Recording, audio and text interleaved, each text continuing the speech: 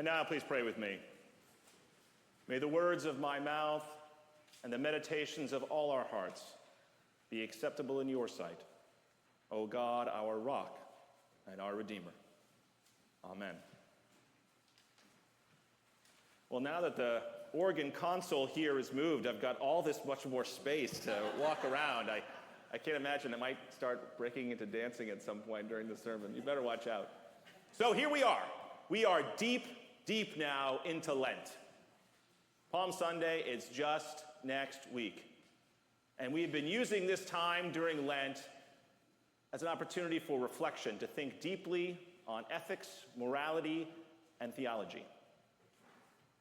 And one reason that I brought up why this is so important is that in the years ahead, we will, as a nation, as a community, and as a world, face some significant obstacles, whether it be through climate change or mounting debt or potential war and turmoil or the threat of AI or even in nearer term, a potentially contentious election. We have a lot of things that we are facing in the years ahead, and in order to make sure that we face them as Christians, it's important for us to think in advance about what values matter to us and why. And to help us in this Lenten task, we have been reading through Landon Gilkey's Shantung Compound. Now, I won't ask for a show of hands in terms of who's been reading our all-church read, but just in case you missed it, I get a chance to preach about it so that all of you can learn some of these great lessons that Gilkey has for us. Now, 2 weeks ago, when I preached, I brought up the importance for Christians to acknowledge how prevalent self-interest actually is. Self-interest is far more prevalent and powerful a force than most of us give credit for. And it shows up when we find ourselves in a position of insecurity. And it shows up again and again. And as I said 2 weeks ago, the more that we can ground ourselves in God and things that are eternal rather than things that are material, the more that we can be prepared to address whatever comes ahead. The more we can be prepared to acknowledge the role of our self-interest. Well, today we have a different chapter in Gilkey's book we get to go over. So, if you recall, Landon Gilkey, again, he was this American who was in China teaching English. And then in 1943, the Japanese rounded up foreign nationals and put them into various internment camps. Again, these were not concentration camps, but internment camps meant to house foreign nationals so they would not be security threats for the Japanese occupation of eastern China. And as Gilkey says, when they started in early 1943, the Japanese made every effort to ensure that even though they might not be comfortable, they at least had sufficient food and shelter and the basics of life. But as the war progressed and things went poorly for the Japanese, every week less and less food showed up at the camp for the internees.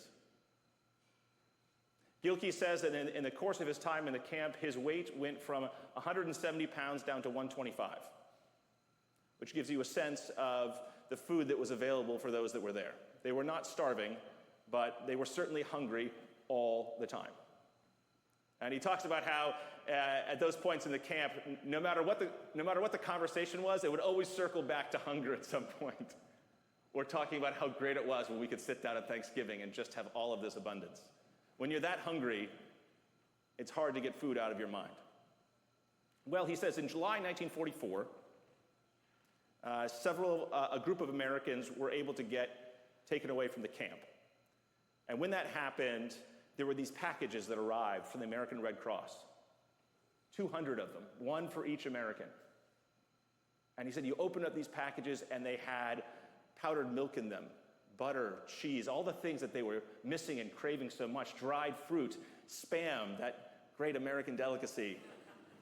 All of these things in this very large package, and Gilkey said if you were careful about rationing it, it could give you added necessary nutrition for up to several months, which at that point was crucial. And again, these Americans were then sharing some of the stuff in their packages with the people they were living with. It was an incredibly, great sort of act of grace or mercy that the American Red Cross showed to these internees. Well, that was July 1944. A Come January 1945, it's North China, it's freezing cold.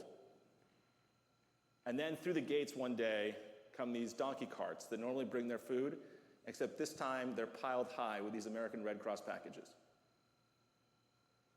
And Gilkey's like, you wouldn't imagine the elation that goes through the camp as they saw this. And it was one cart after another coming through.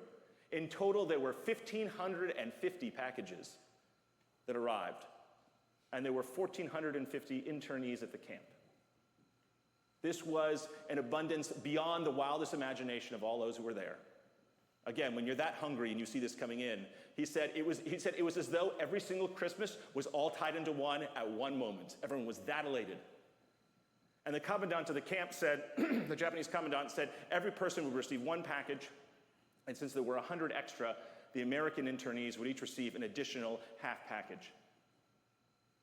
Well, everything was going well until a group of Americans went to the Japanese and said, can you prove that these packages are meant to be distributed to everybody?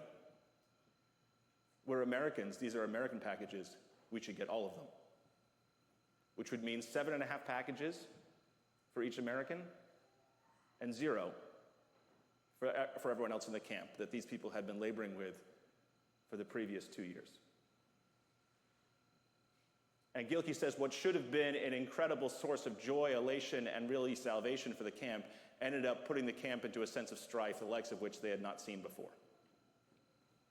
But Gilkey, being a good-hearted person, said, you know what, this small group of Americans can't possibly represent the views of the rest of the American internees. It's simply not possible. So he and one of his friends who shared his views started to ask these Americans what their views were so they could get the American delegation together and vote and hopefully overturn the will of this small minority who wanted all the packages for themselves. And as he relates, there were two responses that he got, two basic responses he got. The first is from a man that he calls Ricky, where he goes to him and he says, what about sharing these packages? And Ricky's like, you know, I really would love to do that. I'd like to share with these people. But the fact is that this is American property, and it just wouldn't be right to give American property to non-Americans. Which, of course, brings up the pernicious issue of nationalism. I am someone who is, like all of you, immensely proud of my country. I love being an American. I've had the privilege of traveling all over the globe, and I'm always so happy to come home. For all of its faults, I love this nation. I have a deep loyalty to it. When I was a kid, my family would go up to Kennebunkport, Maine, where my grandparents had a house, and my grandfather had this flagpole. And every morning, I remember going out there with my grandfather and raising the American flag up and then taking it down at night and carefully folding it so it didn't hit the ground. When I was like 7 years old, I would go out to the flagpole and I would sit there and just start singing, various patriotic hymns. So I'd sing "My Country 'Tis of Thee" and "God Bless America," and it's one of the many times where I wonder what my parents thought of me. I was a very weird kid, and they're just sort of shaking their head, being like, "I don't know why our 7-year-old is singing "God Bless America" to that flag, but hey, more power to them." And there are a lot of good things that come from patriotism. During times of national crisis, it can bind people together. You see that after 9/11. You can certainly see it in World War II. But of course, there's also negative sides to nationalism. I mean, you look at whenever a country gets threatened, its security gets threatened, and the fog of war begins to settle down, all of a sudden the worst aspects of human nature can come out. We've seen this in various aspects in American history. We see it now going on in Israel and Gaza. The Israelis certainly were justified and are justified in responding to Hamas and those horrific attacks. However, the extent of the humanitarian disaster that's unfolding there is unjustified and immoral. And the reality is, all the accounts that I've heard is that the Israeli news sources are not reporting on what's going on in Gaza. They report on the hostages, but they're not reporting on what's going on in Gaza. They're happy to put blinders on and let happen what happens. This is nationalism in the midst of the fog of war. It happens to everyone. We also see nationalism sometimes coming up, creeping into some of our debates over immigration. Everyone would say that our immigration system is not functioning well, that needs to be repaired. But one thing that should not enter into those discussions is some of the xenophobia that you see coming up. We are a nation of immigrants, a proud nation of immigrants, and that's the way, that's something that we should be proud of, all the different cultures that come in and make us a richer country as a result of that. And the Christian response on this is actually pretty clear. That's the fun thing. We see here an amazing passage in Isaiah 56 that Harriet read earlier. Again, the Hebrew Bible is a book of one people. Of course, you'll see various ethnocentric things in that book. But what's amazing is you have a text like Isaiah 56, which says anyone, because God is a monotheistic God, because God is a God of all people, the house of God shall be a house of prayer for all people. It's this incredible universalistic tone in Isaiah 56. You have to realize how unusual that is. Jesus himself, goes and sits with a woman the Samaritan woman at the well. He gives a parable about the Good Samaritan in Luke 10. Jesus heals the daughter of the Syrophoenician woman, also sometimes called the Canaanite woman. The early church spread the message to the Romans. The hated Romans were included in the fold. Christianity has spread throughout the world. It is unquestionable that Christians should say that the number one thing for Christians should be the care and love of all people. That is a Christian duty, and it's worthwhile bringing up and reminding us of that, because when the fog of war comes in, when anxiety comes in, it is important for us to say, wait, what about those other people? So that was one response to these American Red Cross packages, nationalism.